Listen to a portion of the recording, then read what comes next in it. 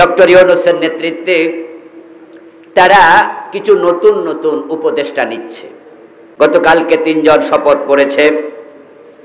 তার মাঝে একজন সিনেমার পরিচালক, নাটকের পরিচালক আছে, যিনি সরাসরি শাহবাগী নাস্তিকদের পক্ষে ভূমিকা রেখেছেন। এমন একজন সরওয়ার ফারুকী নামক ব্যক্তিকে উপদেষ্টা বানাতে হবে কেন? এই দেশে কি ডানপন্থী বুদ্ধিজীবীর আকাল যাচ্ছে, অভাব পড়েছে? আমরা ইউনূস সাহেবকে, ডক্টর ইউনূসকে বলতে চাই, এই জাতি আপনাকে সম্মানের সাথে এনে প্রধান উপদেষ্টার জায়গায় বসিয়েছে। ছাত্র জনতা বিপ্লবে রক্ত দিয়েছে, ডানপন্থীরা রক্ত দিয়েছে, আলেম ওলামারা রক্ত দিয়েছে, যারা শাহবাগের নাস্তিকদের পক্ষ নিয়েছে, এই জাতীয় রাম এবং বামদেরকে উপদেষ্টা বানানোর জন্য ছাত্ররা রক্ত দেয় নাই। যারা পতিত স্বৈরাচারের সাথে আগে সম্পৃক্ত ছিল, নাস্তিকদের সাথে সম্পৃক্ত ছিল, রাম বামদের পক্ষে ছিল, তাহলে ছাত্র জনতা প্রয়োজনে আবার বিপ্লবের ডাক দেবে, আর আমরা তাদের পক্ষ হয়ে প্রয়োজনে রাস্তায় আবার নামতে বাধ্য হব। 5ই মে শাপলা চত্বরে এদেশের হাজার হাজার আলেমকে গুলি করে তারা পাখির মতো কাউকে মেরেছে, কাউকে আহত করেছে, ঠিক কিনা? কিন্তু গত 15 বছরের জুলমের কারণে দেশের মানুষ ওদের উপর এত রাগান্বিত হয়েছে, ওনার মূর্তিগুলার গলার মাঝে রশি লাগায় টাইনা মাটিতে শোয়াইছে। শুধু শোয়ায় নাই, ভিডিওতে দেখলাম কিছু মানুষ মাথায় উঠে প্রস্রাব করে দিয়েছে। 5 তারিখের পরে আরো বেশি ভালো আছি। আগস্ট বিপ্লবের পরে আমরা ইসলামওয়ালাদের সুদিন যাচ্ছে, আমরা অনেক ভালো আছি। এতটা ভালো থাকবো আমরা এটা ভাবতে পারি নাই, ঠিক না? আগস্টের 5 তারিখের পরে বাংলাদেশে কোনো আলেম গ্রেপ্তার হয়েছে এটা আমরা শুনি নাই। কিন্তু এর আগে এমন কোনো মাস, এমন কোনো দিন ছিল না যেদিন 2-1 জন আলেমের গ্রেপ্তারের খবর শোনা যেত না। বিগত 15.5 বছর আমরা দুঃসময় পার করেছি। আল্লাহর বড় দয়া, আল্লাহর বড় করুণা আমাদের উপরে। এখন ইসলামওয়ালারা, ডানপন্থীরা ভালো আছে, ঠিক না? এখন দুঃসময় যাচ্ছে বাম এবং রামদের। হাসানুল হক ইনু, রাশেদ খান মেনন এবং দরবেশ বাবা, ওদের দুঃসময় যাচ্ছে। এটা আল্লাহর কোরআনের কথা, তিলকাল আইয়াম নুদাবিলুহা বাইনান নাস। আল্লাহ তাআলা বলেছেন এই কোরআনে, আমি মানুষের মাঝে দিন আবর্তিত করি। আজকে আপনি ছেলে, কালকে হবেন বাবা। আজকে যে আচরণ করছেন, আপনি বাবা হলে সে আচরণ ফিরে পাবেন, ঠিক না? কামা তাদিনু তুদান, যেমন কর্ম তেমন ফল। ইন্নাকা লা তাজনি মিনাশ শাউকিল ইনাবা। আপনি কাঁটাওয়ালা গাছ রোপণ করলে আঙ্গুর ফল হবে না, আম গাছ থেকে জাম হয় না। যারা 15 বছর জুলুম করছে তারা ভালো পাবে না, তাদের জুলমের পরিণতি ভোগ করছে এবং করতেই হবে। এটাই নিয়ম, এটাই স্বাভাবিক। আল্লাহ তাআলা আমাদের উপর করুণা করলেন, তিনি বড় দয়া করলেন। আমরা তো টেনশনে পড়ে গিয়েছিলাম যে এই রাত বুঝি আর পোহাবে না। আমরা ফিলিস্তিন দেখে ভয় পেয়েছিলাম। সে দ্বিতীয় বিশ্বযুদ্ধের পর থেকে আজকের এদিন পর্যন্ত ফিলিস্তিনের রক্ত শুকাচ্ছে না। প্রায় 100 বছর, 1 শতাব্দী কয়দিন পরেই হবে। 100 বছরের মতো সময় ফিলিস্তিনের মুসলমানরা শুধু রক্তই দিচ্ছে। কাশ্মীরের দিকে তাকান, 47 দেশ বিভক্ত হওয়ার পরে 2024 পর্যন্ত কাশ্মীরের মুসলমানদের রক্ত শুকাচ্ছে না। মিশরের দিকে তাকান, মিশরে হোসনি মুবারকের আগে জামাল নাসেরের পর থেকে হোসনি মুবারক হয়ে আজকের সিসি পর্যন্ত 50 বছরের বেশি সময় ইসলাম পন্থীদের রক্ত শুকাচ্ছে না। ওদিকে তাকিয়ে মাঝে মাঝে পার্সোনালি আমিও অনেকটা হতাশ হয়ে যেতাম, বাংলাদেশে জানি কত রক্ত আরো দিতে হয়। মাঝে মাঝে বলেছি, মাতা নাসরুল্লাহ, আল্লাহ তোমার সাহায্য আর কোথায়, কত দূর। কিন্তু শাহজালালের বাংলা, শাহ মাখদুমের বাংলার প্রতি বোঝা যায় আল্লাহর দরদ অনেক বেশি। আমাদের রাত আরো দীর্ঘ হতে পারত, কিন্তু আল্লাহ তাআলা 1.5 যুগ যেতে দেননি, 18 বছর যেতে দেননি। 15-15.5 বছরের ভিতরে আল্লাহ তাআলা আলেম ওলামাদের মাথা উঁচু করে আবার নিশ্চিন্তে, নির্বিঘ্নে, নিঃসংকোচে, নির্দ্বিধায় কোরআনের কথা বলার পরিবেশ করে দিয়েছেন। গত 15-16 বছর কোরআনের মাহফিল তাদের অনুমতি ছাড়া হতে তারা দিত না। ছোটখাটো মাহফিলের জন্য তাদের কাছে যাওয়া লাগতো, টেউনুর কাছে যাও, ওসির কাছে যাও, নেতার কাছে যাও, জুতার তলা ক্ষয় হওয়ার উপক্রম হতো। তারপরেও অনেকের অনুমতি মিলত না, মাহফিল চলাকালে বন্ধ করে দিয়েছে, এমন নজিরও ছিল। যাদেরকে অনুমতি দিত 1 ডজন শর্ত, এটা বলা যাবে না, ওটা বলা যাবে না, তারা পারলে কণ্ঠটাই চেপে ধরত, ঠিক না? এই মাহফিলটা যদি 5ই আগস্টের আগে হতো তাহলে কি অনুমতি ছাড়া করতে পারত? এলাকার নেতাদের অনুমতি কমপক্ষে নিতে হইত। যদি থানাতে নাও যাওয়া লাগে, কমপক্ষে নেতাদের গ্রিন সিগন্যাল লাগবে। কিন্তু দেখেন, যারা আমাদেরকে এইভাবে অনুমতির জাতাকলে পৃষ্ঠ করেছে, আমাদেরকে পদপিষ্ঠ করার মতোই তারা অনুমতির জাতাকলে পৃষ্ঠ করেছে। আচ্ছা, আপনারা বলুন তো, জমিনের মালিক কি তারা নাকি আল্লাহ? আচ্ছা, জমিনে আলেমরা কথা বলে কার? কোরআন কার কালাম? তো জমিন আল্লাহর, কোরআন আল্লাহর। আল্লাহর কোরআনের কথা আল্লাহর জমিনে বলতে তাদের অনুমতি নিতে হবে, এটা তো বড় জুলমের কথা, ঠিক কিনা? বাড়ি আপনার দখল করলাম আমি, এটা কি হয়? জমিন আল্লাহ, তারা দখল করে কেমনে? 2007-এর আগে, 6-এর আগে, 71 থেকে এ দীর্ঘ সময় মাহফিল করতে সচিব, ডিসি, এসপি, টিওনো, ওসি, ওদের অনুমতি লাগবে। 2007-08-এর আগে মানুষ এটা জানতই না, প্রয়োজন ছিল না, তারা এসে এটা আইন করছে। আলহামদুলিল্লাহ, তাদের চলে যাওয়ার পরে 5ই আগস্টের পর থেকে যত মাহফিল হয় তাদের করে যাওয়া আইন নিজে নিজে স্থগিত হয়ে গেছে। এখন অনুমতির কোনো প্রয়োজন আর হয় না। আল্লাহর এই জমিনকে কোরআনের জন্য উন্মুক্ত করেছেন কে? আল্লাহ। এটা আমাদের প্রতি আল্লাহর দয়া, আলহামদুলিল্লাহ। আর যারা আমাদের কণ্ঠ চেপে ধরেছে, আল্লাহ তাদের উপর এতটাই রাগ করলেন, তাদেরকে দেশে থাকতে দিলেন না, পালাতে বাধ্য করলেন। এমন ভাবে পালাতে বাধ্য করলেন যে নিজের রান্না করা খাবার খেয়ে পালাতে পারে নাই। তাদের আত্মীয়, তাদের নিয়োগ করা সেনাবাহিনীর প্রধান বলে, ম্যাডাম 45 মিনিটের বেশি কিন্তু নাই, তাড়াতাড়ি ফালান। 805 বছর আগে বাংলাদেশের ইতিহাসে আরেকজন ব্যক্তি পালাইছিল, যার নাম লক্ষণ সেন। সে তার রাজপ্রাসাদের পিছনের দরজা দিয়া পালিয়ে গিয়েছিল তার প্রাসাদ ছেড়ে। 805 বছর পরে এবার আরেকজন পালাইছে। তিনি লক্ষণ সেন না হলেও লক্ষণ সেনের বন্ধু বান্ধবদের কাছে গিয়ে পালাইছে, ওদের কাছে আশ্রয় নিয়েছে। আমরা ছাত্র জীবন থেকে এই মিছিল শুনে আসছিলাম, স্লোগান শুনছিলাম, চশমাওয়ালা বুবু যান, বাংলা ছেড়ে ভারত যান। এই মিছিল যে কবুল হয়ে যাবে দোয়া হিসাবে, এটা ভাবি নাই, কিন্তু এবার দেখি এটা দোয়া হিসাবে কবুল হয়ে গেল। আচ্ছা, এইভাবে পালানোর প্রয়োজনটা কি ছিল? কারণ কি ছিল?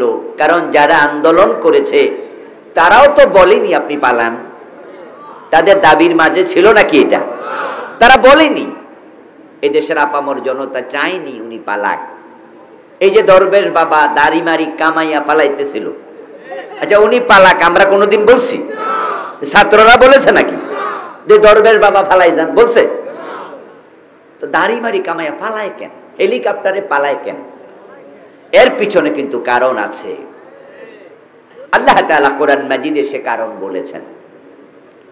কোরআন এমন এক কিতাব যেটা কখনো পুরাতন হবে না। এটা চির সতেজ, চির যৌবনা, সব সময় নতুন থাকবে। সুবহানাল্লাহ পড়ে। এটা যুগের সাথে মিলতে থাকবে। কেউ যেন বলতে না পারে কোরআন ব্যাকডেটেড, যে কোরআন এটা অনেক আগে চলছে এখন চলে না, এই কথা কেউ বলতে যেন না পারে। তাই সব সময় মিলবে। ওনারা পালানোর পিছনে কারণ আল্লাহ কোরআনে বলেছে।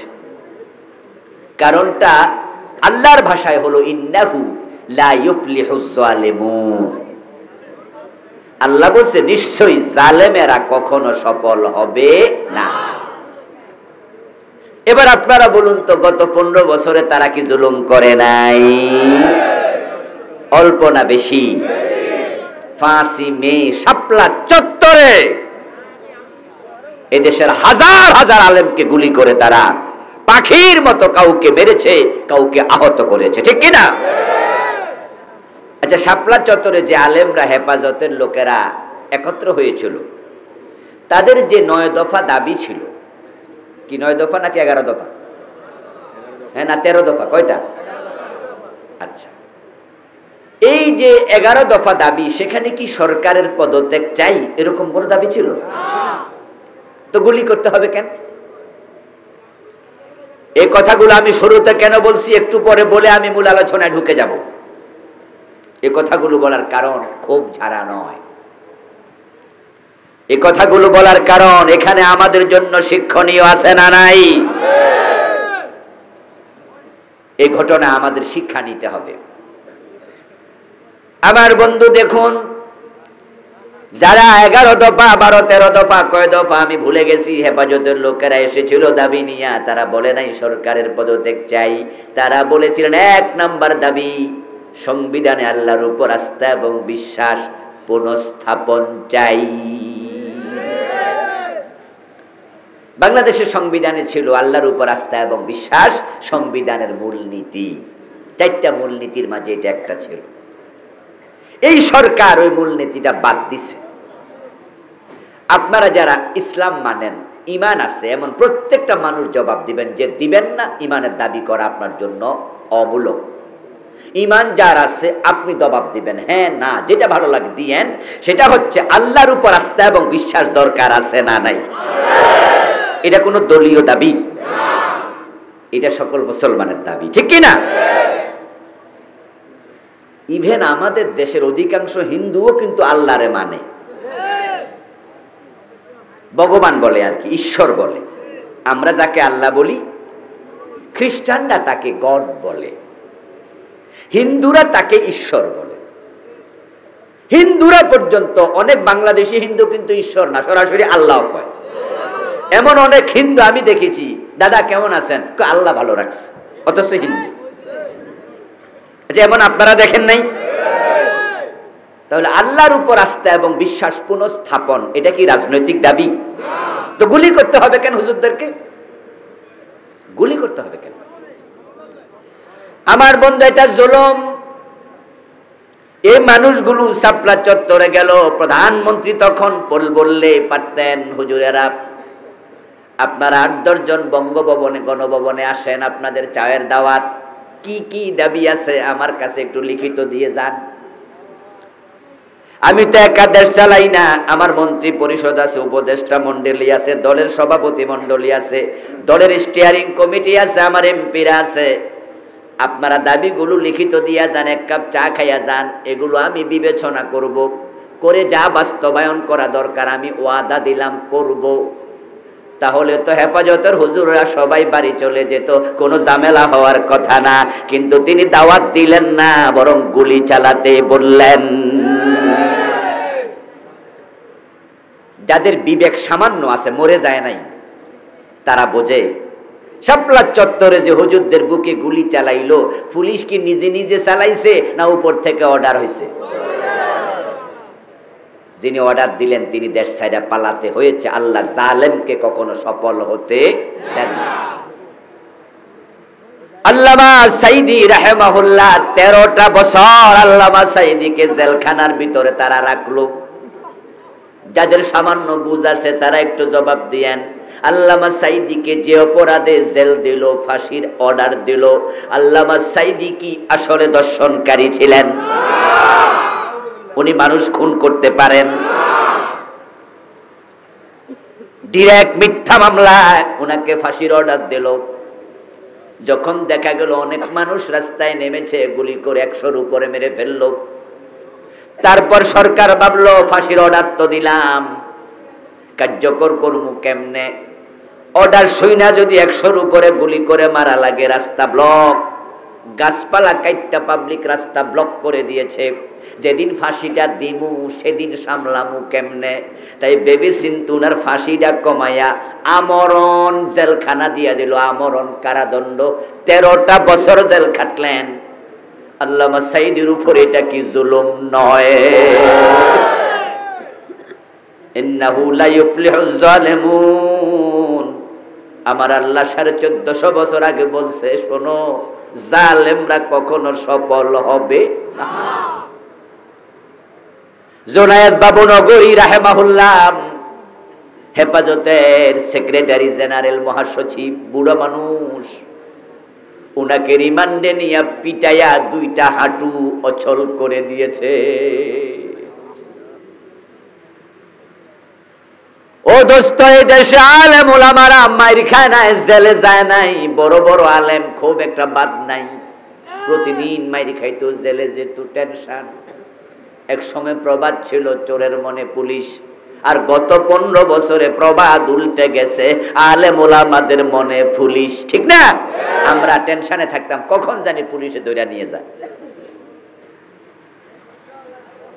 যে আলেমদের উপরে জুলুম হলো, ইসলাম ওয়ালাদের উপর জুলুম হলো, সাধারণ মানুষের উপর জুলুম হলো, আল্লাহ তাআলা বলেন আর নয়, আর নয়, আর নয়। উমলি লাহুম ইন্না কাইদি মাতিন। আমি রশিতে ঢিল দেই, তবে আমার কৌশল বড় শক্ত। ইন্না বাতশা রাব্বিকা লাশাদীদ। ও নবী মুহাম্মদ সাল্লাল্লাহু আলাইহি ওয়াসাল্লাম, শুনে রাখুন, আপনার রবের ধরা বড় শক্ত। আল্লাহর কথা প্রমাণিতই হলো, তার ধরা ঠিকই শক্ত, তিনি ছাড় দেন, ছেড়ে দেন না। এই জন্য অগাস্টের 5 তারিখে এমন ভাবে ধরেছেন 300 এমপি একসাথে পালাতে বাধ্য হলো। প্রধানমন্ত্রী একা পালায় নাই, আন্ডা বাচ্চা লইয়া পালাইছে। এবং তার বাবা, যিনি দেশের স্বাধীনতার স্থপতি, যিনি 7 মার্চের ভাষণ দিয়ে বলেছেন এবারের সংগ্রাম স্বাধীনতার সংগ্রাম, এবারের সংগ্রাম মুক্তির সংগ্রাম। ওই বঙ্গবন্ধুর প্রতি দেশের পাবলিকের একটা সফট কর্নার ছিল, পার্সোনালি আমারও ছিল। যে লোকটা দেশটা স্বাধীনতার জন্য অনেক কষ্ট করছে, এটা অস্বীকার করি না আমরা। জাতীয় নেতা, বাংলাদেশে একজন রাজনীতিবিদের নাম লিখলো তার নামটা আসবে, কিন্তু গত 15 বছরের জুলমের কারণে দেশের মানুষ ওদের উপর এত রাগান্বিত হয়েছে, ওনার মূর্তিগুলার গলার মাঝে রশি লাগায় টাইন্না মাটিতে শোয়াইছে। শুধু শোয়ায় নাই, ভিডিওতে দেখলাম কিছু মানুষ মাথায় উঠে প্রস্রাব করে দিয়েছে। করেনি? আপনারা দেখেননি? এটা ওদের প্রাপ্য রেজাল্ট, তাদের উপর এটা আল্লাহর গজব। 15টা বছর তারা আমাদেরকে এই দেশের 2য় শ্রেণীর নাগরিক বানিয়ে ফেলেছে। তারা জমিনের মালিক হয়ে গিয়েছিল, আমরা ভাড়াটিয়ার মতো ছিলাম। মনে হয় শ্বশুর বাড়িতে আমরা ঘর জামাই, আমাদের কোনো শিকড় নাই। তারা শ্বশুর পক্ষ হয়ে বসেছিল। এই জন্য আল্লাহ রেগে গেলেন, খুব প্রকাশ করলেন যে না, আর সার নয়। এমন ধাক্কা দিলেন, এক ধাক্কায় সব শেষ। এখন বাংলাদেশের কোথাও দাঁড়াইয়া পরিচয় দেওয়ার সাহস করে না। গত 3 দিন 2 দিন আগে সাপলা সতরের দিকে যাইতেছিল, আবার সে 0 পয়েন্টে ফতে দইরা পিডনি খাইছে। ঠিক কিনা? জাতি এখন মাঝ রাস্তায় উঠতে দেয় না। এখন পুরা বাংলাদেশ, টোটাল দেশের আবহাওয়াটা ইসলামের পক্ষে, ঠিক কি না? কিন্তু হ্যাঁ, আমরা কিছু সমন্বয়হীনতা দেখছি। সরকার যারা চালাচ্ছে ডক্টর ইউনূসের নেতৃত্বে, তারা কিছু নতুন নতুন উপদেষ্টা নিচ্ছে। সেখানে আমরা কিছুটা সমন্বয়হীনতা দেখছি, অশনি সংকেত দেখছি। গতকালকে 3 জন শপথ করেছে, তার মাঝে একজন সিনেমার পরিচালক, নাটকের পরিচালক আছে, যিনি সরাসরি শাহবাগী নাস্তিকদের পক্ষে ভূমিকা রেখেছেন, যিনি সিনেমা বানান, নাটক তৈরি করেন, স্বামী স্ত্রী দুজনে মিলে এদেশের যুব সমাজ বিধ্বংসী, চরিত্র বিধ্বংসী কাজ করে যাচ্ছেন দীর্ঘদিন ধরে। এমন একজন সরওয়ার ফারুকী নামক ব্যক্তিকে উপদেষ্টা বানাতে হবে কেন? এই দেশে কি ডানপন্থী বুদ্ধিজীবীর আকাল যাচ্ছে, অভাব পড়েছে? আমরা ইউনূস সাহেবকে, ডক্টর ইউনূসকে বলতে চাই, এই জাতি আপনাকে সম্মানের সাথে এনে প্রধান উপদেষ্টার জায়গায় বসিয়েছে। ছাত্র জনতা বিপ্লবে রক্ত দিয়েছে, ডানপন্থীরা রক্ত দিয়েছে, আলেম ওলামারা রক্ত দিয়েছে, যারা শাহবাগের নাস্তিকদের পক্ষ নিয়েছে, এই জাতীয় রাম এবং বামদেরকে উপদেষ্টা বানানোর জন্য ছাত্ররা রক্ত দেয় নাই। কারা উপদেষ্টা হবে বিষয়ে আগে রুটিন ওয়ার্ক করুন, হোমওয়ার্ক করুন। যারা ডানপন্থী, ইসলামপন্থী, তাদের সাথে পরামর্শ করুন। এই দেশে অনেক বিজ্ঞজন, প্রাজ্ঞজন আছে, যাদেরকে উপদেষ্টার চেয়ারে বসালে মানুষ বুঝঠাক চলছে। কিন্তু যদি এমন কেউ আসে যারা পতিত স্বৈরাচারের সাথে আগে সম্পৃক্ত ছিল, নাস্তিকদের সাথে সম্পৃক্ত ছিল, রাম বামদের পক্ষে ছিল, তাহলে ছাত্র জনতা প্রয়োজনে আবার বিপ্লবের ডাক দেবে, আর আমরা তাদের পক্ষ হয়ে প্রয়োজনে রাস্তায় আবার নামতে বাধ্য হব। আসুন প্রিয় ভাইয়েরা, যে আল্লাহ তাআলা আমাদেরকে অবারিত একটি সুযোগ দিলেন, আমরা সবাই মিলে আলোচনার শুরুতে মন প্রাণ উজাড় করে অন্তরের সবটুকুন শ্রদ্ধা এবং ভালোবাসা দিয়ে আমাদের সে মনিব আল্লাহ তাআলাকে একটিবার শুকরিয়া জানাই, কৃতজ্ঞতা জানাই, কালিমাতুশ শুকর পড়ি আলহামদুলিল্লাহ। প্রিয় দিনী ভাইয়েরা, আমি আপনাদের সম্মুখে পবিত্র কোরআন মাজিদ থেকে সূরাতুন নহলের 106 নম্বর আয়াতে কারিমা তিলাওয়াত করেছি। প্রিয় নবীজি সাল্লাল্লাহু আলাইহি ওয়াসাল্লামের পবিত্র মুখনসৃত একখানা ছোট্ট হাদিসে নববী পাঠ করেছি। আল্লাহ তাআলা তৌফিক দান করলে এখান থেকে কিছু কথা বলবো ইনশাআল্লাহ। সূরাতুন নহলের 106 নম্বর আয়াতে কারিমাতে আল্লাহ তাআলা বলছেন, মান কাফারা বিল্লাহি মিন বাদি ঈমানিহি, যে ব্যক্তি ঈমান আনার পরে আল্লাহর সাথে কুফরি করে। কথা শুনেন কিন্তু বুঝেন, ঈমান আনার পরে আল্লাহর সাথে কুফরি করে, এই শব্দের মাঝে কি বোঝা যায়? ঈমান কি সুপার গ্লু দিয়ে চিরস্থায়ী ভাবে লাগানোর জিনিস, নাকি মাঝে মাঝে ছুটেও যায়? ইয়েস, ঈমান আনার পরে যে কুফরি করে, এই শব্দ দ্বারাই বোঝা যায় ঈমান ছুটে যাওয়ার সম্ভাবনাও আছে। তাই ঈমানওয়ালা যারা, তাদের জন্য এই আয়াতে কিছু গুরুত্বপূর্ণ মেসেজ আছে, তারা একটু মনোযোগ দেবেন। আমার রব কোরআন মাজিদে মুমিনদের জন্য এই কিতাবকে নসিহতের কিতাব হিসাবে উপস্থাপন করেছেন। তিনি বলেছেন এটার নাম জিকির। এ কোরআনকে বলছেন জিকির।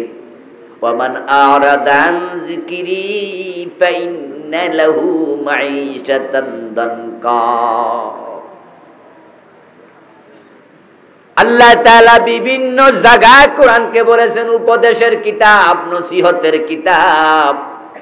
এই আয়াতের শুরুতে কি চমৎকার শব্দ বললেন, যারা ঈমান আনার পরে কুফরি করে। এরপরে একটু দয়া দেখালেন, ইল্লা মান উকরিহ, তবে যদি কাউকে কুফরি করতে বাধ্য করে সে ভিন্ন। পিস্তল হাতে নিলাম,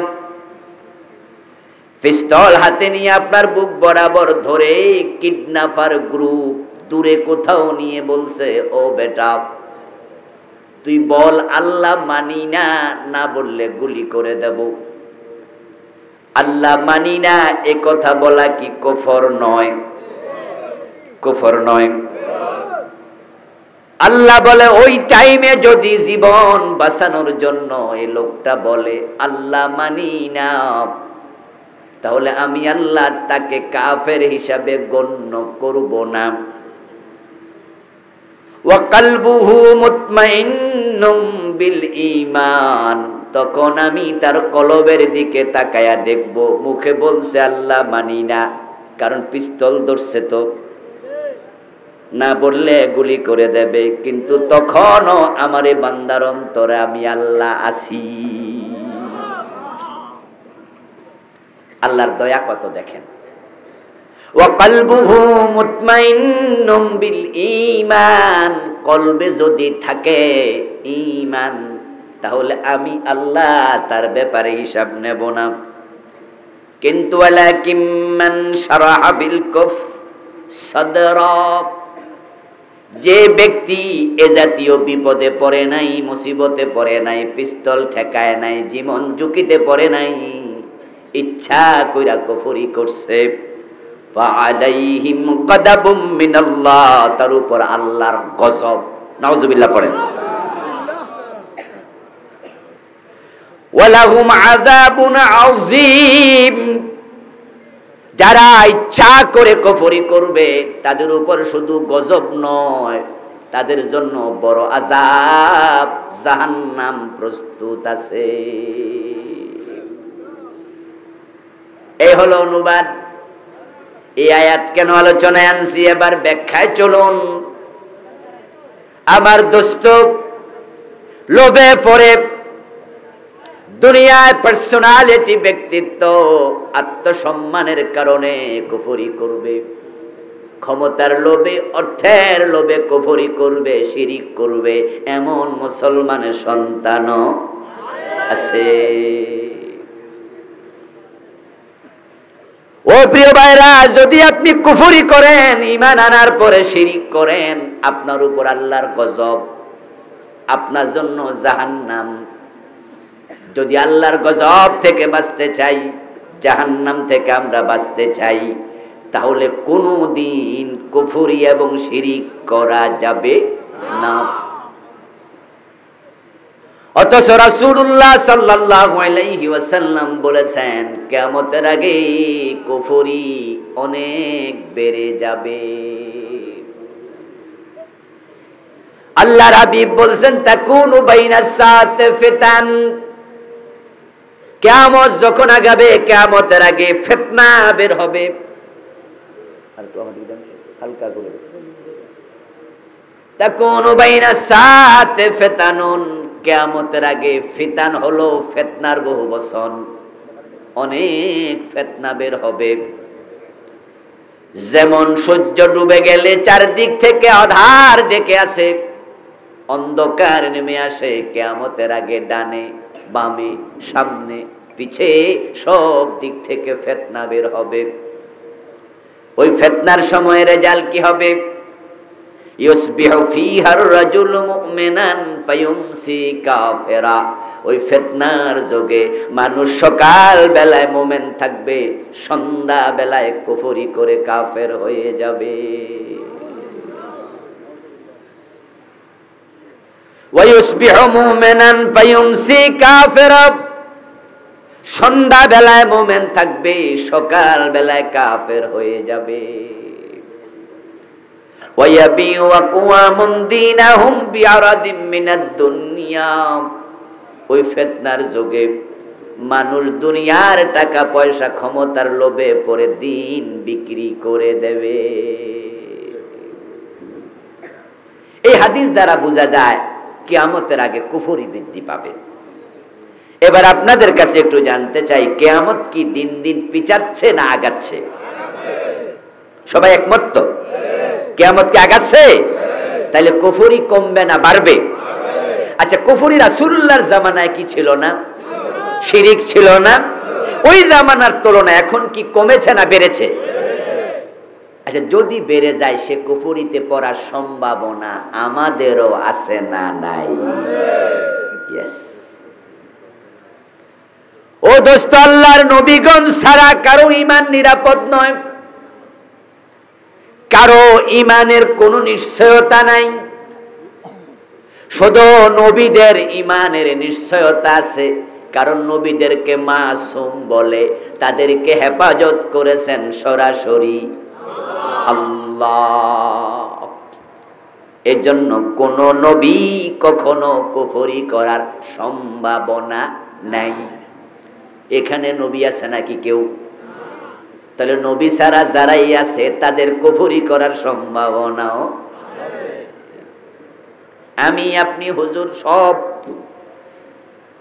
হাটহাজারী মাদ্রাসার প্রিন্সিপাল, ঢাকা আলিয়ার প্রিন্সিপাল, তামির মিল্লাতের প্রিন্সিপাল, বাইতুল মুকাররমের খতিব, কাবার ইমাম, কাবার খতিব, বাইতুল মুকাদ্দাসের খতিব, কেউ যেহেতু নবী না, তাই তাদের কারো ঈমানের কোনো নিরাপত্তার গ্যারান্টি নাই।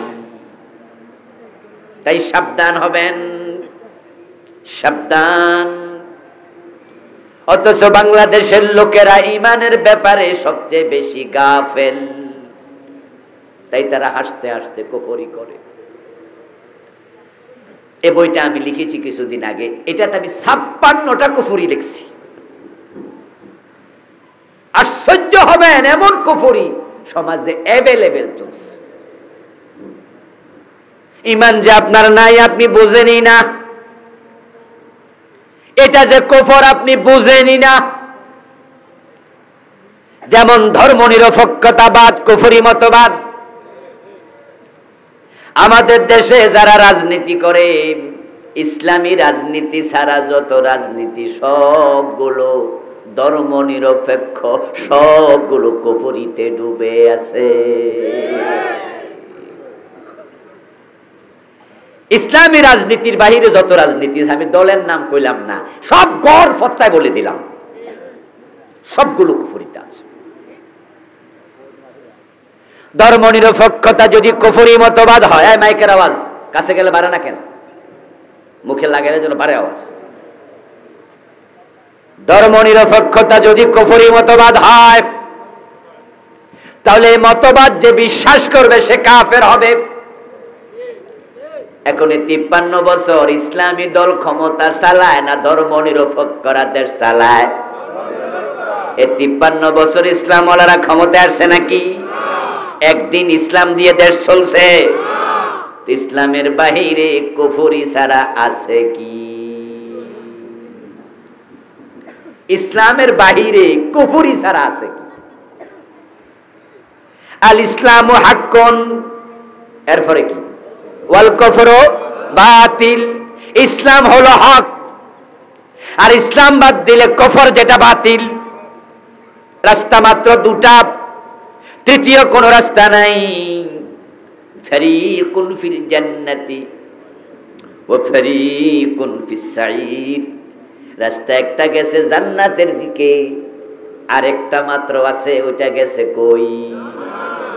এই দুই রাস্তার মাঝখানে তৃতীয় কোন রাস্তার নাই। কি পরিমাণ মানুষ যে কাফের আপনি কল্পনা করতে পারবেন না। এজন্য প্রিয় নবীজি সাল্লাল্লাহু আলাইহি ওয়াসাল্লাম 1450 বছর আগে বলছেন, ইয়াতি আলান নাসি জামানুন ইয়াজতামিউনা ফিল মাসাজিদ লাইসা ফীহিম মুমিনুন। এমন একটা জামানা আসতেছে, আসবে, যে জামানার মানুষগুলো জামাতের সাথে মসজিদে নামাজ পড়বে, অথচ ওই মসজিদে একটারও ঈমান থাকবে না, সবগুলো বেঈমান কাফের, অথচ নামাজ পড়ে 5 ওয়াক্ত। এমন একটা জামানা আসবে, আমার রাসূলের কথা মিথ্যা হবে না। এবার আপনাদের আইডিয়াটা একটু শুনবো, বলুন তো সে জামানা কি আসবে না এসে গেছে? এসে গেছে ইনশাআল্লাহ। নাউজুবিল্লাহ। কুফরির জামানা। ও প্রিয় ভাইরা, কুফরি করলে ঈমান যায়, এটা ঈমানের বিপরীত। এখন মানুষ কুফরি করবে কেন? কুফরি করবে মানুষ 3 কারণে। মূলত 1 নাম্বার কারণ আল্লাহ মাপ দিছে, সেটা হলো বাধ্য হয়ে। যদি কেউ কাউকে মেরে ফেলার জন্য তলোয়ার হাতে নেয়, পিস্তল ঠেকায়, তাহলে সে কুফরি করতে পারে জান বাঁচানোর জন্য। এটা যদি হয় তার অন্তরে ঈমান আছে, তাই আল্লাহ এই কুফরিকে মাপ দিয়ে দেবেন। ইল্লা মান উকরিহা, এই ঘোষণা আল্লাহ নিজে দিয়েছেন। আল্লাহ না করুক, যদি আমাদের এখানে আমরা আজকে যারা আছি, এখান থেকে কাউকে যদি কিডন্যাপাররা পৃথিবীর কোন এক দেশে বেড়াইতে গেছেন, যে দেশে অধিকাংশ হিন্দু, বৌদ্ধ, কাফের, এমন দেশ আছে না? যেমন নেপালে ঘুরতে গেলেন, আপনি হিমালয় দেখতে গেলেন, ওখানে নামার পরে দেখলেন যে সে দেশে 100 জনের মাঝে 95 জনই হিন্দু। পৃথিবীর একমাত্র হিন্দু রাষ্ট্র নেপাল। ওখানে আপনার দাড়ি টুপি দেখা আপনারা ওরা বুঝা লাইছে, আরে এটা তো মুসলমান। হিন্দুদের মাঝে উগ্রবাদী আছে না? আসেনি? আসেনি? মুসলমানদের মাঝেও কিছু উগ্র, সব ধর্মে কিছু লোক উগ্র আছে যারা সীমা লঙ্ঘন করে। এখন আপনাকে যদি ধরে নিয়ে মন্দিরে নেয়, মন্দিরে নিয়ে বলে হ্যাঁ মৌলবী করতে আইসো, আপনি উত্তর দিলেন বাংলাদেশ থেকে আসছি, এটার নাম কি চিনো? আপনি বললেন চিনি তো, এটা তো দুর্গা দেবী, তোমাদের দেবী। এবার ওরা বললো এই দেবীরে মা ডাক, দেবীর কাছে মাথা নত কর, কল্লা কেটালাম। আল্লাহ না করুক, এমন পরিস্থিতিতে পড়ে যদি আপনি দেবীকে মা ডাকেন, দেবীর কাছে মাথা নত করেন, আমার আল্লাহ বলে অন্তরের দিকে তাকাইয়া মাফ করে দিব। এটার নাম ইসলামে বলে রুখসত। আলেম ওলামারা এই শব্দের সাথে পরিচিত। এটার নাম কি বললাম? রুখসত। আর একটা হলো আজিমত। আজিমত মানে হলো আপনি তখনও বলবেন এ মিয়া কি বলো, দুর্গার কাছে আমি মাথা নত করব না, কারণ মোমেন আল্লাহ ছাড়া কারো কাছে মাথা নত করে না। তারা যদি আপনারে বলে কেটে ফেলবো, আপনি তখন বলবেন কাটলে শহীদ হতে রাজি। যদি আপনি তখন বলে দেন যে না আমার গুলি করবা, আমি মাথা নত করব না, আমার কল্লা কাটবা, দুর্গার কাছে মাথা নত করব না, আমি কুফরি করব না, আমার মেরে ফেলো, এটার নাম হলো আজিমত। এটার নাম কি? যদি আপনি আজিমতের উপরে থাকেন আপনি হবেন শহীদ। আর যদি আপনি দুর্গার কাছে মাথা নত করেন আপনি রুখসত পাইলেন। এই হলো 1 নাম্বার কারণ কুফরি করার। দ্বিতীয় কারণ হলো মানুষ কুফরি করবে লোভে পড়ে, ক্ষমতার লোভ এবং অর্থের লোভ। যারা ইসলামী রাজনীতি মানে না, ধর্মনিরপেক্ষ রাজনীতি করে 53 বছর দেশ চালায়, তাদের ভিতরে ক্ষমতা অথবা অর্থের লোভ আছে না? না। আচ্ছা, কোরআন মুসলমানের সংবিধান, এ নিয়ে কারো কি দ্বিমত আছে? কারো দ্বিমত আছে? আচ্ছা, আওয়ামী লীগ যারা করে মুসলমান, তারাও কি দ্বিমত করে? যারা বিএনপি করে তারা কি দ্বিমত করে? যারা জাতীয় পার্টি করে তারা কি দ্বিমত করে? দেখবেন আওয়ামী লীগের এমপি, বিএনপির এমপি, জাতীয় পার্টির এমপি, বড় বড় নেতারা, তারাও বিভিন্ন মাহফিলে বলে কোরআন মুসলমানের সংবিধান। এ বিষয়ে কিন্তু কোনো দল দ্বিমত করে না। এবার বলুন তো, যারা এই কথাটা বলে তারা কি কোরআন দিয়া 53 বছর দেশ চালাইছে? এখানে আর কোরআন মানে না, এটা হলো লোভের কারণ। কোরআন দিয়ে দেশ চালাইলে তো চুরি করতে পারবে না, চুরি করলে হাত কেটে দেয়া হবে। কোরআন দিয়ে দেশ চালালে তো আর আপনার কাবিখা খাওয়া যাবে না, টিয়ারের গম মারা যাবে না। কোরআন দিয়া দেশ চালাইলে দেশের টাকা লুটপাট করে কানাডায় বেগম পাড়া বানানো যাবে না।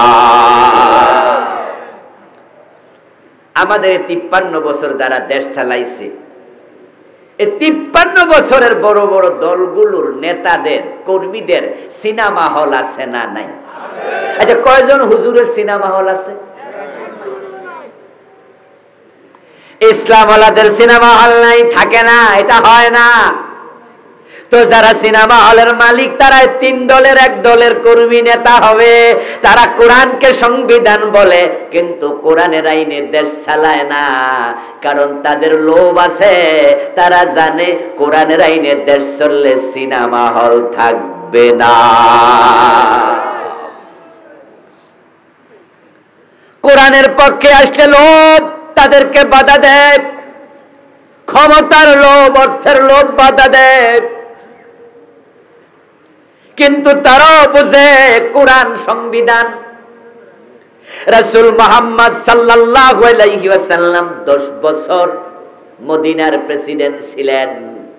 ওই 10 বছর তিনি মন মতো দেশ চালাইছে না কোরআন মতো? এটা কি আমাদের দেশের ওই নেতারা জানে না? তো তারা 53 বছর কোরআন দিয়ে কেন দেশ চালাইলো না? উত্তর একটা, তাদের ক্ষমতা এবং অর্থের লোভের কাছে পরাজিত হইয়া এর বিপরীতে ব্রিটিশ আইনে চালায়, কুফরি করছে লোভের কারণেই। ধর্মনিরপেক্ষতা কুফর, ব্রিটিশ আইন কুফর, ওই কুফরি করছে লোভে পড়ে।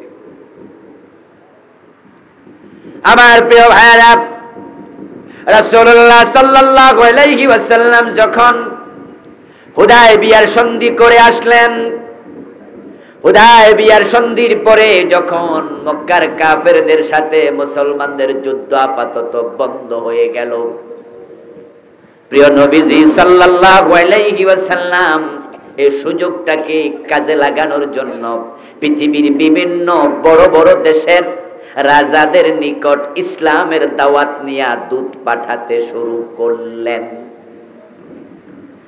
আল্লাহর হাবিব সাল্লাল্লাহু আলাইহি ওয়াসাল্লাম চিঠি লিখে দূত পাঠালেন রোম সম্রাট হিরাক্লিয়াসের কাছে। যেই সাহাবী গেলেন তার নাম ছিল দাহিয়া কালবি। নাম শুনছেন? সবচেয়ে সুশ্রী সুদর্শন সাহাবী দাহিয়া কালবি রাদিয়াল্লাহু তাআলা আনহুর কাছে প্রিয় নবী রোম সম্রাট হিরাক্লিয়াসকে চিঠি লিখলেন, আসলিম তাসলাম। ও হিরাক্লিয়াস, ইসলাম গ্রহণ করো, শান্তিতে থাকতে পারবা দুনিয়া এবং আখিরাতে। আল্লাহর হাবিবের দাওয়াত নিয়ে চিঠি নিয়ে হিরাক্লিয়াসের কাছে চলে গেলেন হযরত দাহিয়াতুল কালবি রাদিয়াল্লাহু তাআলা আনহু। গিয়ে চিঠিটা হাতে দিলেন, রোমের সম্রাট দাহিয়া কালবির চিঠি হাতে নিলেন, খুলে তেলাওয়াত করলেন। আরবি জানে এমন একজন লোকের মাধ্যমে ওই চিঠি পড়লেন, পড়ে শুনলেন আল্লাহর নবীর দাওয়াত। এটা শোনার সাথে সাথে রোম সম্রাটের অন্তরে ওই চিঠির প্রভাব ডিরেক্ট পড়ল এবং তিনি ভাবলেন চিঠির ভাষাই প্রমাণ করে এই ভাষা আল্লাহর নবী ছাড়া কারো হতে পারে না। দাহিয়া কালবি তখন আপনার রোম সম্রাট হিরাক্লিয়াস তখন বললেন, ও রোমের নেতারা, তোমরা তো এখানে আসো, গোয়েন্দা বিভাগের লোকেরাও এখানে আসো। আরব থেকে ব্যবসা বাণিজ্য করার জন্য আমাদের রোমে কোনো ব্যবসায়ী কাফেলা আছে নাকি, যাদের বাড়ি মক্কার পাশাপাশি? যদি থাকে তাহলে আমি হিরাক্লিয়াসের দরবারে তাদেরকে একটু দাওয়াত দিয়ে নিয়ে আসো। গোয়েন্দা সংস্থা রিপোর্ট দিল, হুজুর আবু সুফিয়ান নামে একজন ব্যক্তি একদল লোক নেতৃত্বে লইয়া এদেশে এসেছে তার ব্যক্তিগত কাজে। ওর বাড়ি একবারে মক্কায়। যে মুহাম্মদ ইবনে আব্দুল্লাহ আপনার কাছে চিঠি লিখছে নবী দাবি করে, উনি ওর আত্মীয় লাগে। একবারে কাছাকাছি লোক। হেরাক্লিয়াস বলল, তাই নাকি? তাহলে ওনাকে নিয়ে আসো তো।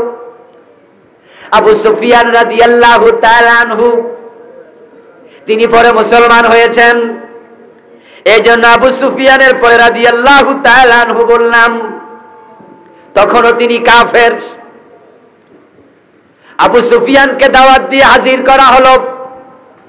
হেরাক্লিয়াস দাহিয়ে কালবিকে এক পাশে দাঁড় করাইয়া, আবু সুফিয়ানকে এক পাশে দাঁড় করাইয়া নিজের চেয়ারে বসে কিছু প্রশ্ন করলেন। আবু সুফিয়ান, এই যে আমার কাছে চিঠি নিয়ে আসছে দাহিয়া, এই চিঠিটা যিনি লিখছে তার নাম হলো মুহাম্মদ, বাবার নাম আব্দুল্লাহ। এই চিঠির মাঝে তিনি নিজেকে নবী দাবি করেছেন এবং তিনি আমাকে কালেমা পড়ার জন্য, মুমিন হওয়ার জন্য দাওয়াত দিয়েছেন। আমি তার ব্যাপারে কিছু প্রশ্ন করব, তুমি প্রশ্নগুলোর যথাযথ সত্য জবাব দিও। আর সেখানে উপস্থিত অন্য লোক যারা ছিল তাদেরকে হেরাক্লিয়াস বলতেছে, আবু সুফিয়ান যদি কোনো মিথ্যা জবাব দেয় তাহলে তোমরা তার কথার প্রতিবাদ করিও, কোনো মিথ্যাকে তোমরা প্রশ্রয় দিও না। এবার আবু সুফিয়ানকে তিনি প্রশ্ন করতে থাকলেন। আবু সুফিয়ান প্রশ্নের জবাব দিতে থাকলো। সহিহ বুখারীতে লম্বা হাদিস এসেছে। জবাব যখন শেষ হয়ে গেল, এবার হেরাক্লিয়াস বলতেছে, ফাইন্নাহু নাবিয়্যুন, আমি জবাব শুনে এবং ওই মুহাম্মাদের চিঠি পড়ে বুঝেছি নিশ্চয় সে আল্লাহর নবী। না না, সুবহানাল্লাহ হইল না। এতগুলো মানুষ সুবহানাল্লাহ জোরে বলা যায় না? বুঝবেন আমার আলোচ্য বিষয় হলো কুফরি মানুষ কেন করে? লোভে লোভে অর্থ এবং ক্ষমতা। 53 বছর যারা দেশ চালাচ্ছে তারা জানে নবী মুহাম্মদ কোরআন দিয়ে চালাইছে, জানে না তা নয়। তারা জানে কোরআন সংবিধান, তারা জানে ইসলামে আছে শান্তি। কারণ 92 জন তো মুসলমান শতকরা, জানার পর ইসলাম মানে না। ক্ষমতার লোভ তাদেরকে কাফের বানিয়ে রাখছে, কুফরিতে ফেলে দিয়েছে। সেখান থেকে উঠে আসা দরকার আছে না না? তাদের মাঝে আপনারাও অনেকে আছেন ওই দলের ভোটার, ওদের সাপোর্টার আছেন না? এখনো ইসলামী দলকে ভোট দেন না, তাদের পক্ষে কাজ করেন না, অথচ আপনিও নামাজি, আপনিও হাজি, আপনিও গাজী।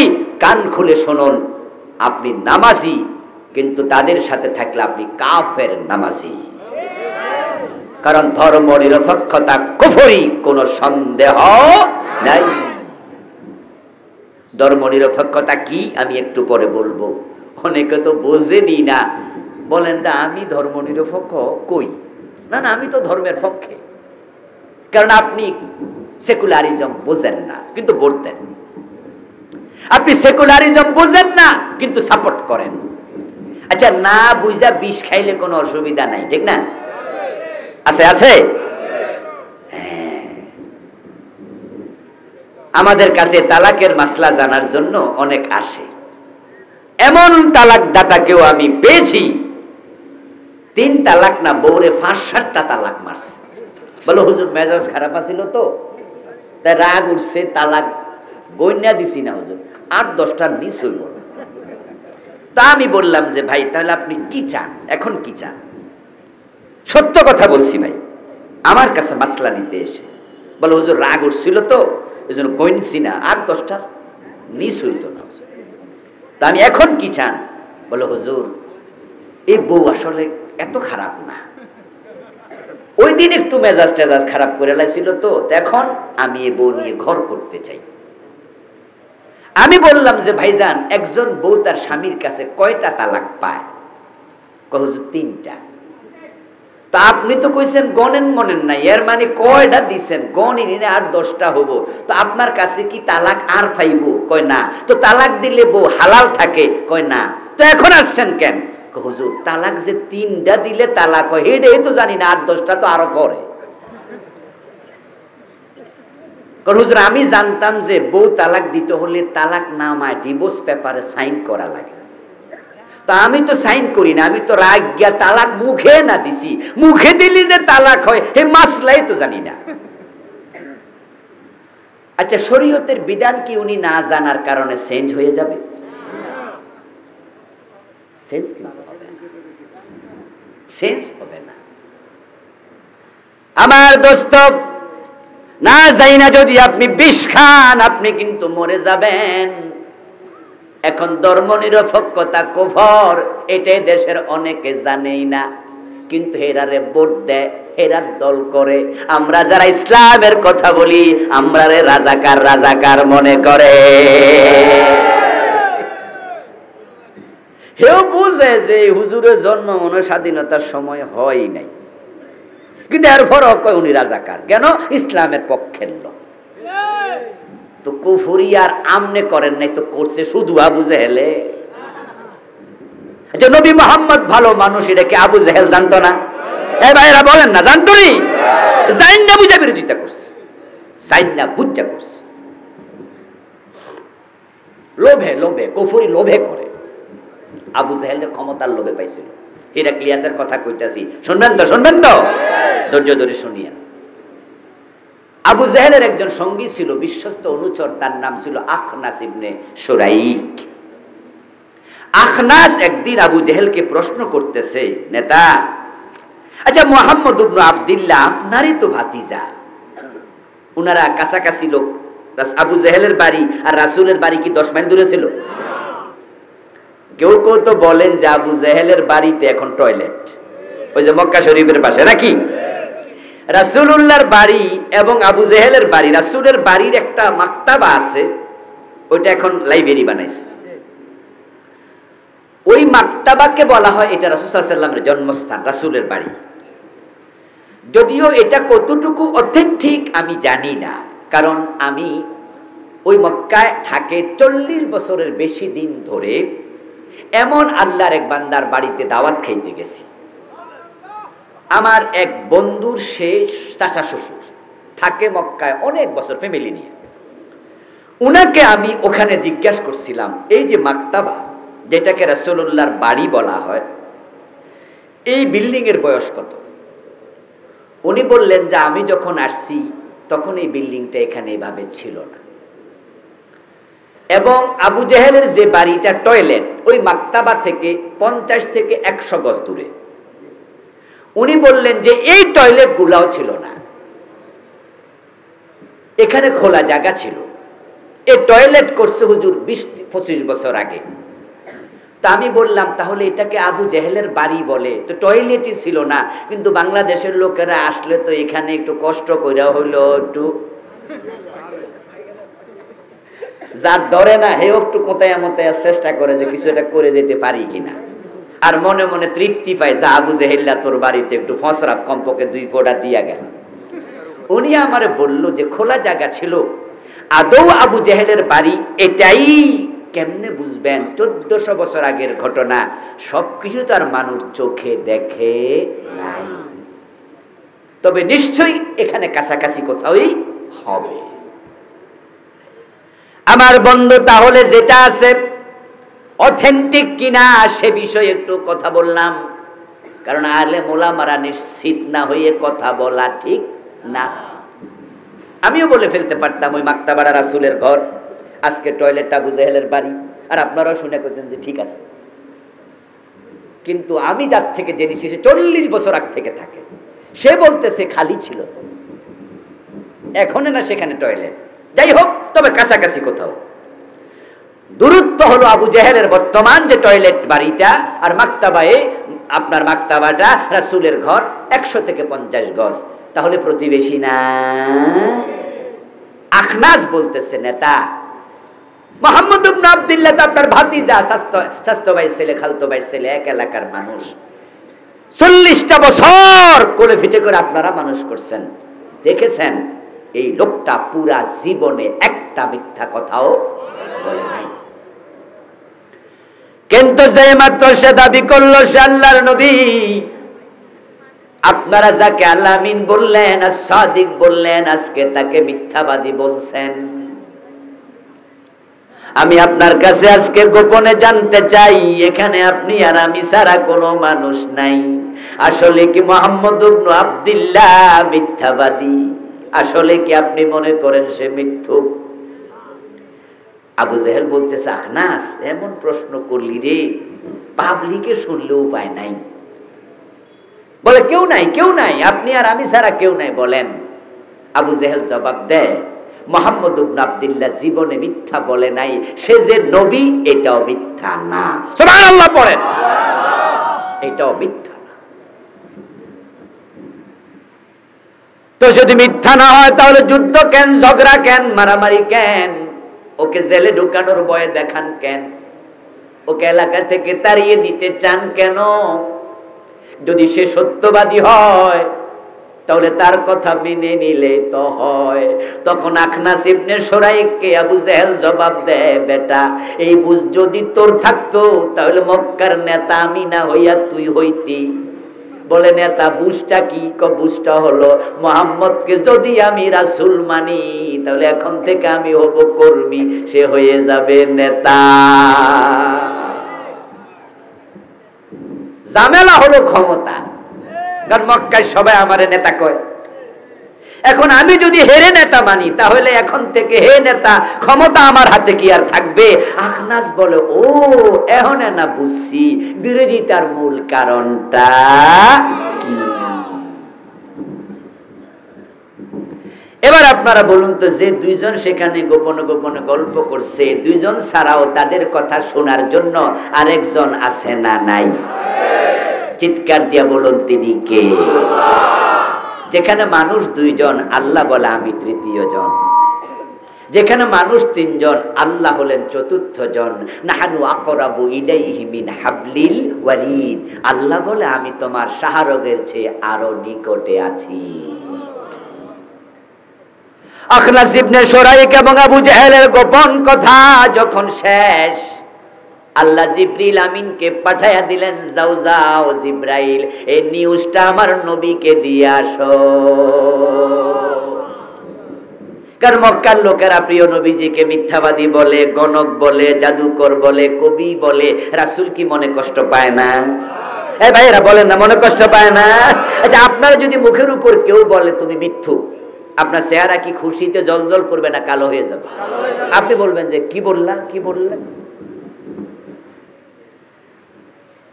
ও ভাই, যদি আমারে আপনারা কেউ বলেন যে হুজুর আপনি মিথ্যুক, আমার চেহারাটা কালো হয়ে যাবো না?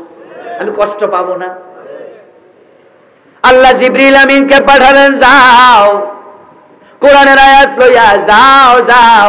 জিবরিল আমিন কোরআনের আয়াত লইয়া নাজিল হয়ে গেলেন, ইন্নাহুম লা ইউকাযযিবুনাক ওয়ালাকিন্নাল যালিমিনা বিআয়াতিল্লাহি ইয়াজহাদুন।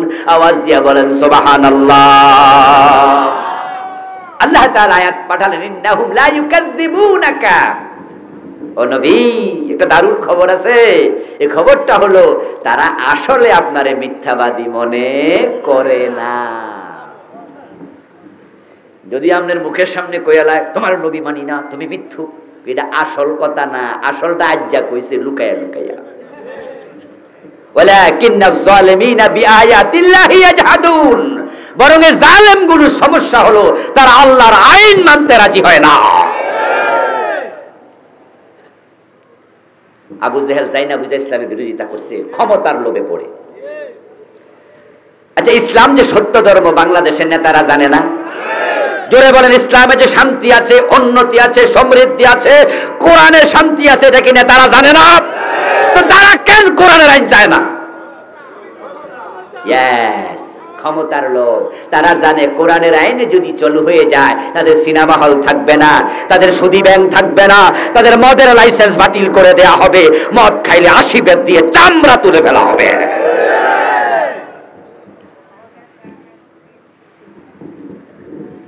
আমার বন্ধু হিরাক্লিয়াস কি বলল? ইন্নাহু নাবিয়্যুন। হিরাক্লিয়াস বলে সে নিশ্চয় নবী। ওয়াকাদ কুনতু আ'লামু আন্নাহু খারিজুন ওয়ালাম আকুন আযুন্নুহু মিনকুম।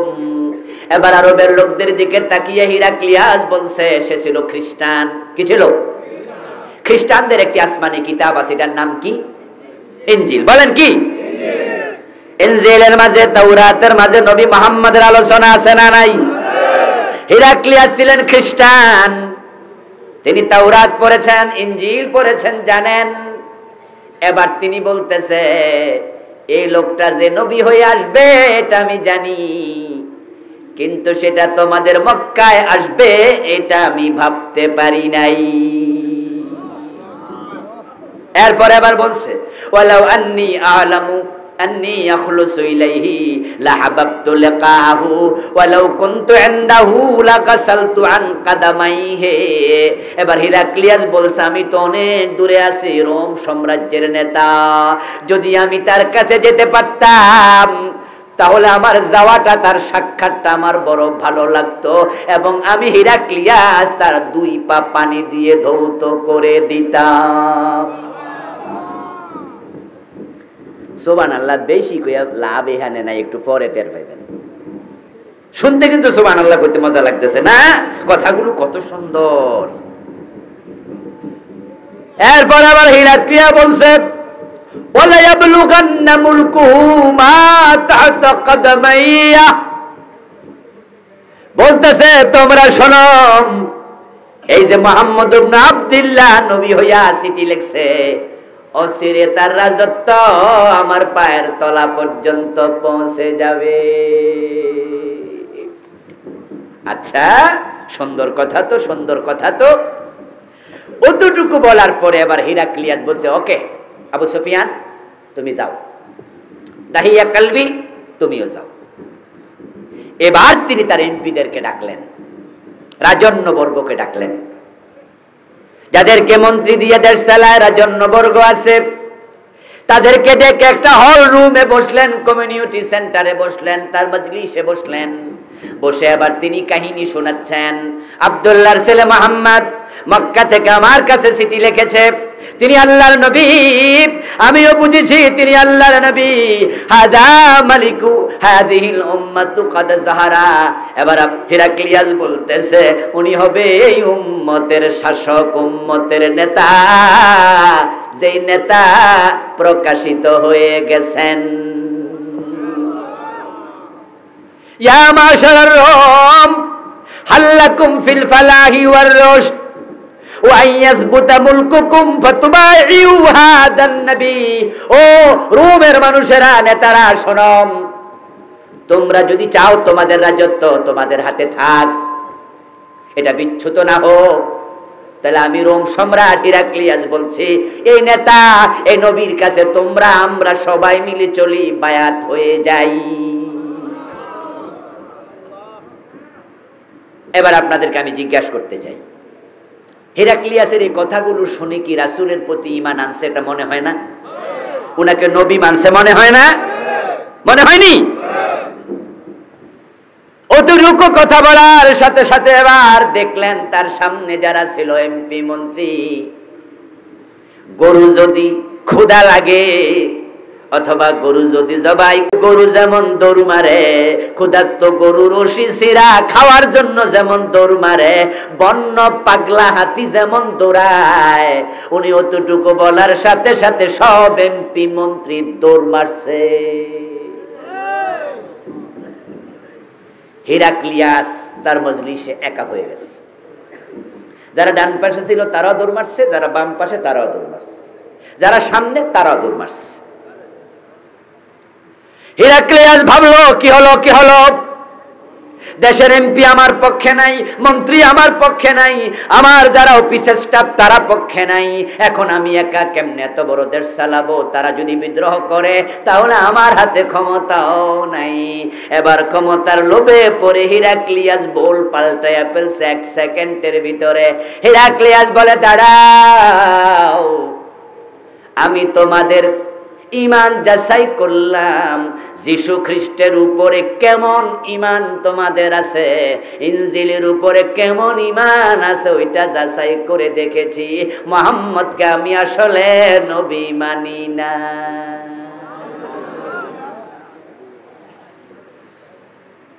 এত কিছু সুবহানাল্লাহ কইছিলেন, হিডার কি হবে এটা কোন? এবার ও বন্ধু, আসলে সুবহানাল্লাহ বলার মতো ঘটনাই তো ছিল, কিন্তু ক্ষমতার লোভে পইরা হিরাক্লিয়াস ঈমান হারায়া ফেললো। ঈমান আনেও নাই, আনার একটা অবস্থা হয়েছিল, কিন্তু দুনিয়ার ক্ষমতার লোভের কাছে পরাজিত হইয়া কাফের থেকে গেল।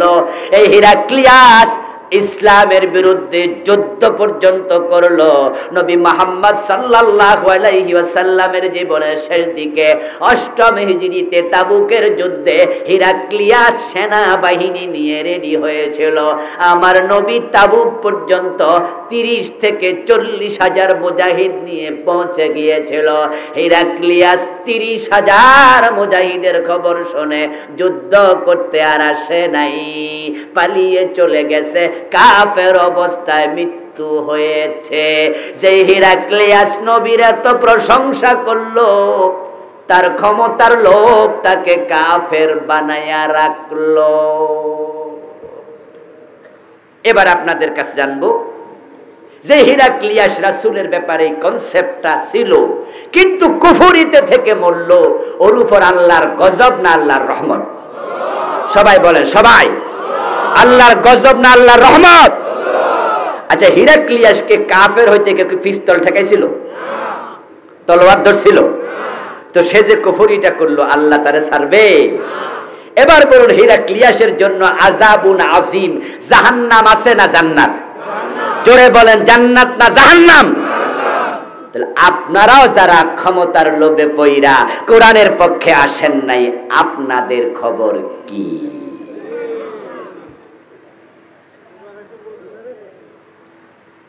ওয়াজ কি আর বেশি দরকার আছে? আর লাগে না, আর লাগে না। ওই যে প্রিয় নবীজি বলে গেছেন, নামাজ পড়বে 5 ওয়াক্ত, ঈমান। আরেকটা সমস্যা, দুইটা তিনটা কারণ মৌলিক বলেছি, একটা হলো পিস্তল ঠেকানো, আর একটা হলো ক্ষমতা এবং অর্থের লোভ। তৃতীয় কারণ হচ্ছে পার্সোনালিটি, ব্যক্তিত্ব। এই ভাই, ইসলাম লাগবে, আপনি বোঝেন না? কয় হ্যাঁ বুঝি না মানে মিয়া কি কন, আমি ইসলাম মানি না, আমি কোরআন শরীফ পড়ি, রমজান মাসে 1 খতম দে, বুঝো তুমি, অর্থ সহ। তো আপনি যদি অর্থ সহ পড়েন, হ্যাঁ 70 রাকাত তাহাজ্জুদ পড়ে, কি আসেনি? আসেনি? ওইখানে থাইকেই পড়ে, মানে এই কোডে আইসা না, ধর্মনিরপেক্ষতার কোর্টে থাইকে পড়ে, ঠিক কি না? ধর্মনিরপেক্ষতার কোর্টে থাইকা, ওই বলয়ে থাইকা, ওই নৌকা থাইকা হজ করে, আছে না? কাবা শরীফে চলে যায়, 70-80 রাকাত তাহাজ্জুদ পড়ে কিন্তু এখন বলে ইসলাম আমি বুঝি না। হ্যাঁ বোঝেন। আচ্ছা, যদি আপনি বোঝেন ইসলাম দরকার, ইসলাম আসলেও লাগবে, তাহলে ইসলামী দল কেন করেন না? ইসলামের পক্ষে ভোট দেন না? ইসলামের জন্য মিছিল মিটিং করেন না? গণসংযোগ করেন না? বলে করতাম, কিন্তু মানুষে কি কইব, আমার আব্বানা এলাকার ওই দলের নেতা ছিল।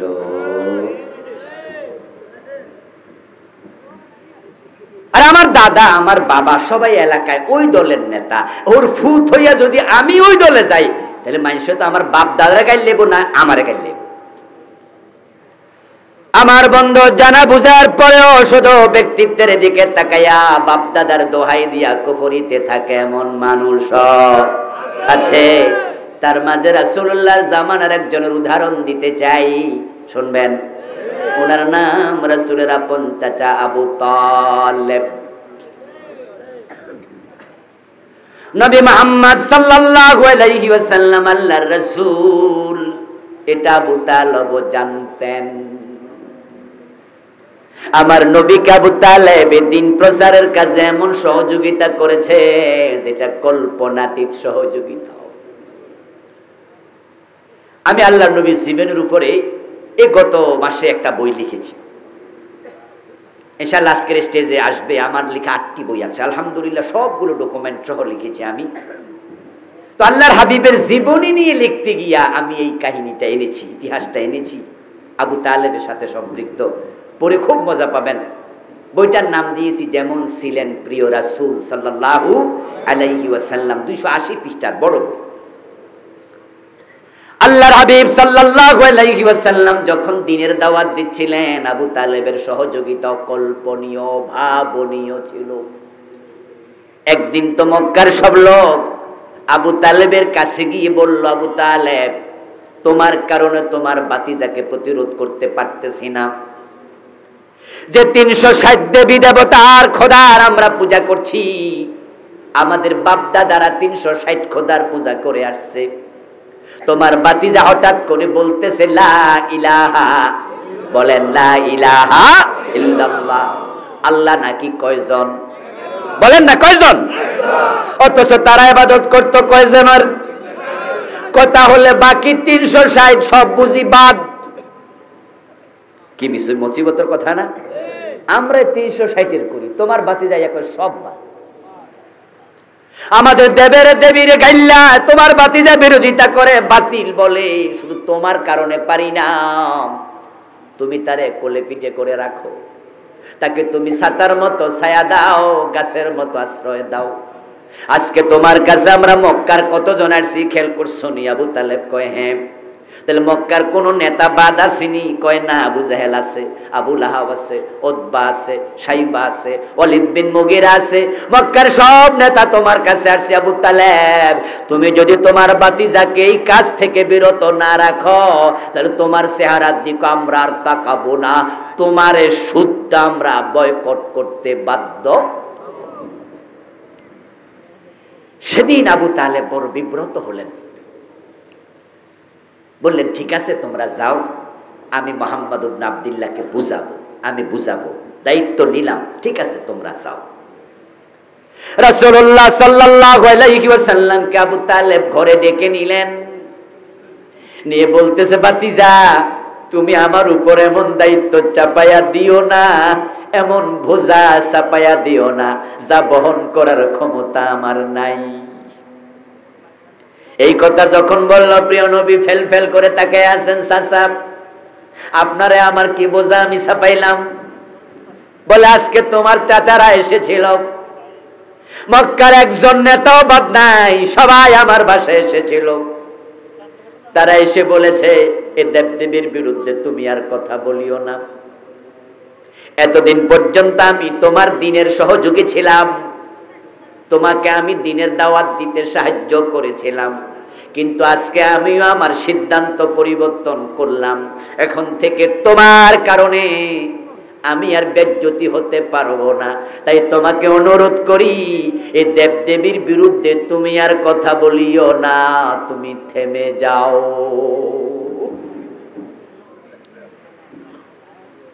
তারিখে পাওয়া যায় রাসূলুল্লাহ সাল্লাল্লাহু আলাইহি ওয়াসাল্লাম তখন দু চোখের পানি ছেড়ে দিয়া কাঁদতে শুরু করলেন। প্রিয় নবীজি এত অসহায়ত্ব বোধ করলেন, তিনি বুঝে নিলেন আজ থেকে বুঝি আমার চাচাটাও আমার পক্ষে আর নাই। ওই সময় প্রিয় নবীজি এবার জবাব কি দিয়েছিলেন, যে ওয়াজটা আপনারা শুনে থাকেন, চাচা এ মক্কার লোকেরা আমারে হুমকি দমকি নয়, আমারে বয়কটের খবর নয়, আমাকে হত্যা করার হুমকি না। তারা যদি আমাকে রূপ দেখায়, বলে এক হাতে সূর্য আর এক হাতে চাঁদ এনে দেবে, আমাকে মেরে ফেলবে, এসব তো আমি তোয়াক্কাই করি না, এসব তো আমি ভাবি না। ওগুলো অনেক বলেছে, তারা অনেক হুমকি দিয়েছে, কিন্তু যদি তারা আজকে বলে যেটা তারা পারবে না, সেটা হলো এক হাতে চাঁদ আর এক হাতে সূর্য এনে দিতে, যদি এনেও দেয়, আব্দুল্লাহর ছেলে মুহাম্মদ দ্বীনের প্রচার থেকে এক চুল পরিমাণ সরবে না। চাচা কাঁদতেছে আর বলতেছে, চাচা আপনিও আমাকে ছেড়ে দিলেন আজকে, ঠিক আছে চাচা, আপনি আপনার রাস্তায় হাঁটেন, আমার রাস্তা ভিন্ন, এই কাজ করতে গিয়ে আমি সফল হব, না হয় এই পথে আমি জীবনটা আল্লাহর জন্য দিয়ে দেব। এটা বলে রাসূল সাল্লাল্লাহু আলাইহি সাল্লাম আবু তালেবের সামনে থেকে কাঁদতে কাঁদতে হাঁটতে শুরু করলেন। তারিখে পাওয়া যায় আবু তালেব সাথে সাথেই বললেন, ভাতিজা দাঁড়াও দাঁড়াও, ভাতিজা দাঁড়াও, তুমি কাঁদো, আমি সহ্য করি কেমনে, যাও, আমি আমার সিদ্ধান্ত আবার প্রত্যাহার করলাম, তোমার সাথে আমি আছি। আরে ভাই সুবহানাল্লাহ বলেন না কেন? হৃদয়ে আসে না কেন সুবহানাল্লাহ? ভাতিজা তোমার সাথে আমি আছি, যাও। তোমাকে আমি একা ছেড়ে দেব না। যে কয়দিন আমি বেঁচে থাকি ওয়াদা দিলাম তোমার কাজ তুমি করো, তোমার পিছনে আমি আসি, যা হওয়ার হবে আমি আসি, যাও। এই আবু তালেব প্রিয় নবীর সাথে 3 বছর শিবে আবি তালেবে জেলখানায় স্বেচ্ছা জেল খেটেছিলেন। বাতিজাকে একা ছাড়েন নাই, কিন্তু ব্যক্তিত্বের কাছে হেরে গেছে আবু তালেব, কাফের অবস্থায় মরছে। প্রিয় নবীজি যখন শিবে আবি তালেবে বন্দী, তখন রাতের বেলায় মাঝে মাঝে এমন হতো রাসূলুল্লাহ ঘুমাইলে আবু তালেব যায় রাসূলের বিছনা থেকে তুলে দিত। আবু তালেব বলতো, ভাতিজা এই মুহাম্মদ মুহাম্মদ মুহাম্মদ ওঠো ওঠো। আল্লাহর হাবিব বলতেন, চাচা এত রাতে আপনি এসে কি হয়েছে চাচা? বলে একটা কাজ করো,